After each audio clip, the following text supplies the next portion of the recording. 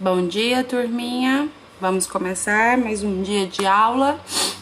Nossa primeira aula é de matemática. Apostila volume 2, página 27 a 30. Vamos dar continuidade aos exercícios de números decimais. E esse primeiro aqui, ele é semelhante àquele que nós fizemos no LA. Você vai representar em forma de fração e número decimal a parte pintada. Então, você vai contar o todo para ser o denominador. No caso da letra A, por exemplo, são 10 barrinhas. Das 10, 7 são pintadas. Então, a fração 7 décimos e o número decimal 0,7. Lembrando a vocês que para transformar a fração de base 10 em número decimal, eu faço o quê? Eu escrevo o numerador. Se eu tenho apenas um zero, é apenas um zero antes da vírgula. Aqui, se são 100 quadrinhos, são então 2 casas decimais depois da vírgula, ok? Então, vocês vão conferir aí as partes coloridas e escrever as frações e números decimais.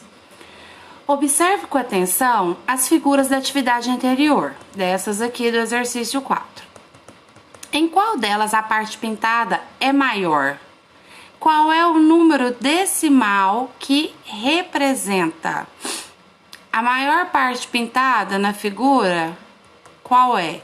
Observe pelo tamanho, a equivalência, olha só.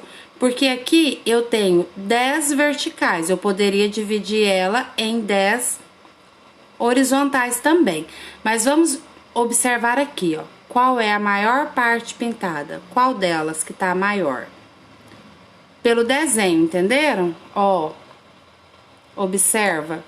Então, a gente percebe que essa primeira é a que tem a maior parte pintada, não é verdade? Conseguiram identificar aí? Aí você vai escrever qual que é a fração que representa ela.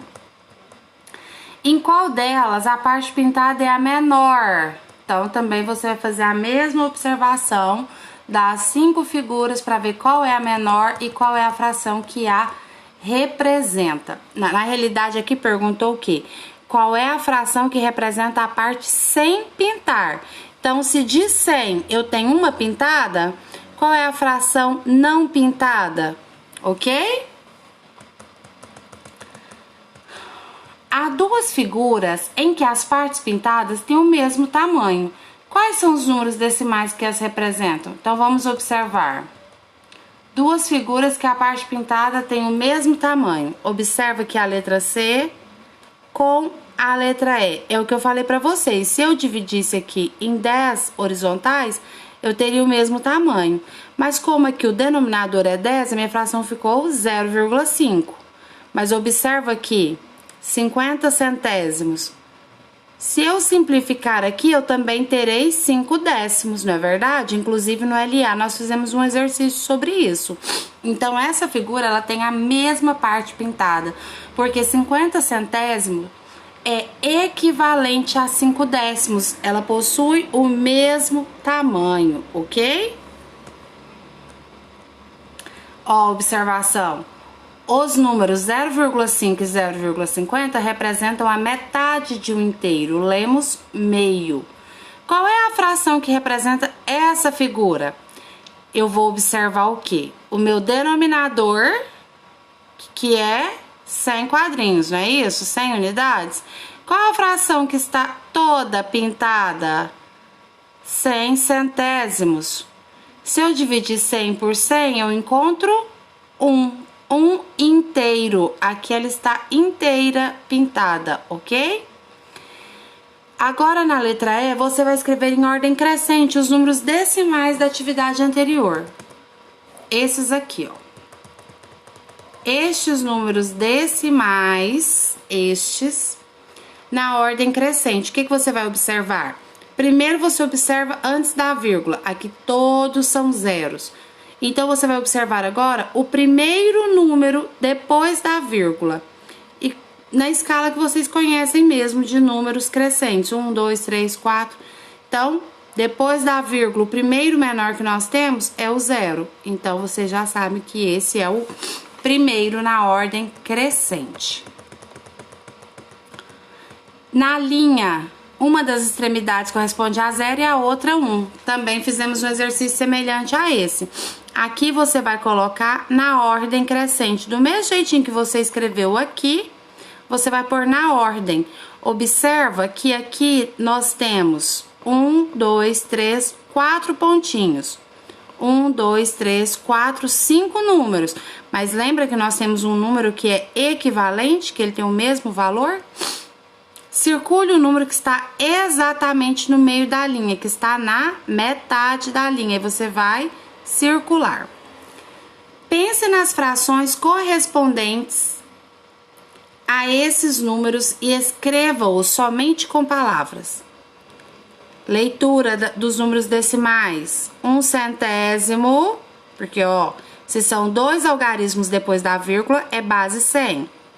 Então, 1 centésimo, 38 centésimos, 5 décimos, se é uma casa depois da vírgula, é base 10, é décimo. 50 centésimos, 7 décimos. Vocês podem pôr no quadro o valor de lugar também para ficar fácil a leitura. Quando os números decimais têm algarismos diferentes de 0 antes da vírgula, eles precisam aparecer na leitura do número. Então, olha aqui, o que ele quis dizer? Aqui, esses minúsculos são depois da vírgula, décimos, centésimos e milésimos. Unidade, dezena e centena. Antes da vírgula é a parte inteira. Então, aqui eu tenho 12 inteiros e 5 centésimos. 7 inteiros e 83 centésimos. Mas você também pode ler 7 unidades, 8 décimos e 3 centésimos. 40 inteiros e 81 milésimos. 256 inteiros, 803 milésimos. Paula, Lucas, Pedro e Fabiola mediram suas alturas no início do ano. Siga as dicas para descobrir qual é a altura de cada um.